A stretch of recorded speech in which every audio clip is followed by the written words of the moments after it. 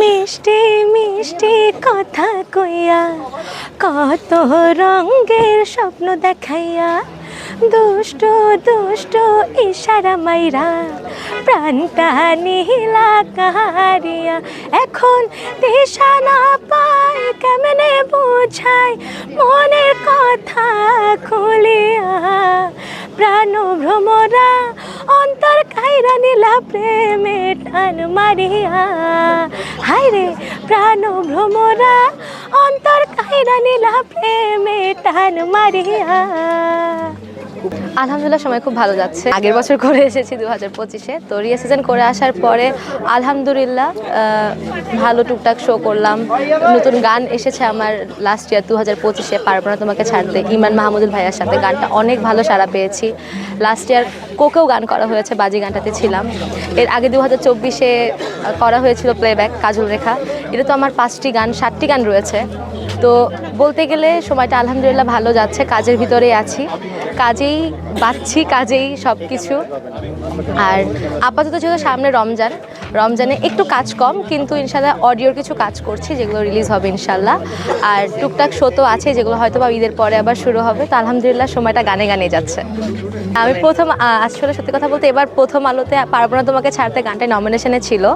আসলে প্রথম আলোতে নমিনেশন পাওয়াটাই অনেক বড় একটি ব্যাপার, অ্যাওয়ার্ড পাওয়াটা পরের ব্যাপার। কিন্তু আমার কাছে মনে হয় এই যে এতগুলো গানের ভিতরে তালিকাবদ্ধভাবে আমি যে নমিনেশনটা পেয়েছি এটা আমার জন্য আসলে অনেক বড় একটি ব্যাপার।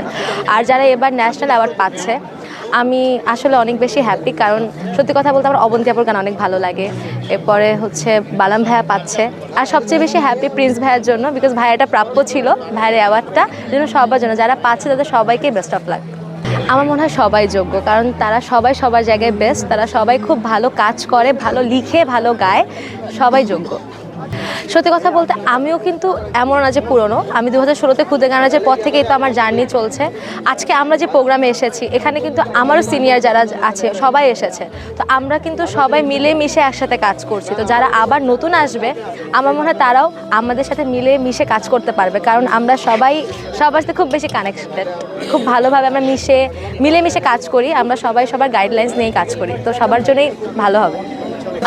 বাংলা গান এই রিসেন্ট তো অনেকগুলো গানই রিলিজ হয়েছে, লাস্ট ইয়ার মুভিতে অনেকগুলো গান রিলিজ হয়েছে, কিন্তু রিসেন্ট আমি একটা গান খুব শুনছি, তোমার যাবো যাবো মন। এটা আমি রিসেন্ট 2-3 দিন ধরে শুনছি, আমার গানটা খুব ভালো লেগেছে। আমার নিজের গাওয়া যদি সবচেয়ে পছন্দের গান বলি সেটি হচ্ছে আমার নিজের ইউটিউব চ্যানেলে প্রাণভ্রমরা।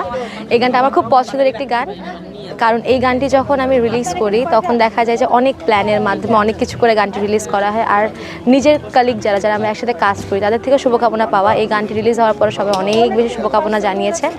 আর লাস্ট ইয়ার আমার ইমরান ভাইয়ের একটি গান বের হয় পারবো না তোমাকে ছাড়তে, এই গানটা আমার খুব পছন্দের। আর রিসেন্ট আমি আর বেলাল ভাইয়া একটি গান করেছি, গানটি ইনশাল্লাহ আমরা হয়তো সব কিছু ঠিক থাকলে ইনশাল্লাহ রমজানে শ্যুট করে ফেলবো, ইনশাল্লাহ ঈদে আপনারা গানটি পাবেন। আর বেশ কিছু গান আছে আপাতত শিওর না, বাট ইনশাল্লাহ ঈদে আসবে। এটা তো অনেক বড় একটি ব্যাপার, স্বপ্ন। আসলে আমার স্বপ্ন, আমি এর আগে একবার বলেছিলাম যে আমার অরিজিৎ সিংয়ের গান অনেক বেশি ভালো লাগে। জানি না এটা স্বপ্নই রয়ে যাবে হয়তো, কিন্তু ওনার সাথে যদি একটি গানে দুজন একসাথে গলা মিলে গাইতে পারে আমার মনে হয় আমার জন্য অনেক বড় একটি পাওয়া হবে। আমি ফার্স্টে ভেবেছি হয় না সময় স্ক্যাম, অনেক ফেসবুকে অনেক কিছু লেখা আসে, আমি ওটা ভেবেছিলাম।